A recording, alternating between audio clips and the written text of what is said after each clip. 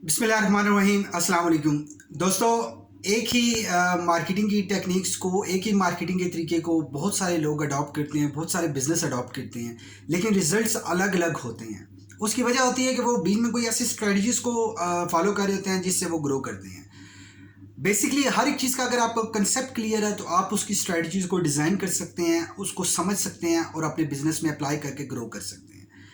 आज का जो टॉपिक है वो है फील्ड मार्केटिंग, या आप कह लेंगे डायरेक्ट मार्केटिंग। दो तरह की मार्केटिंग का एक ही कंसेप्ट होता है, क्योंकि लोग लोगों से खरीदते हैं। लोग कभी भी ऐसा नहीं होता कि ब्लाइंडली किसी को अननोन पर्सन से जाके खरीद लेते हैं जिसको जानते नहीं। ऑनलाइन ऑर्डर आप देख लीजिए, ऑनलाइन बिजनेस सक्सेसफुल हो रहे हैं, लेकिन वो भी कैसे कि कुछ ऐसी प्रोडक्ट हैं, उसके अलावा कुछ ऐसी प्रोडक्ट बहुत ज़्यादा नीडी है, उसके अलावा लोग ऑनलाइन प्रोडक्ट को बाय नहीं कर रहे, लोग लोगों से खरीदते हैं।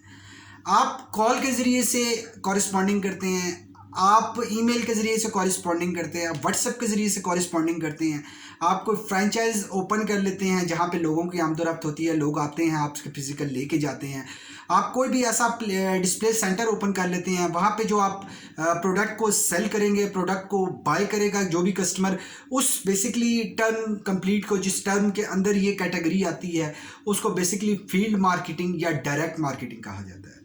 दोस्तों, उम्मीद करता हूँ कि डायरेक्ट मार्केटिंग और फील्ड मार्केटिंग का आपको कंसेप्ट क्लियर हुआ होगा। अगर वीडियो पसंद आई तो लाइक और शेयर कीजिए, नहीं पसंद आई तो डिसलाइक करके कमेंट्स कीजिए। आपकी इंप्रूवमेंट के लिए हम कोशिश करेंगे, हर वो कोशिश करेंगे जिससे आप ग्रो कर सकें। Thank you for watching this video.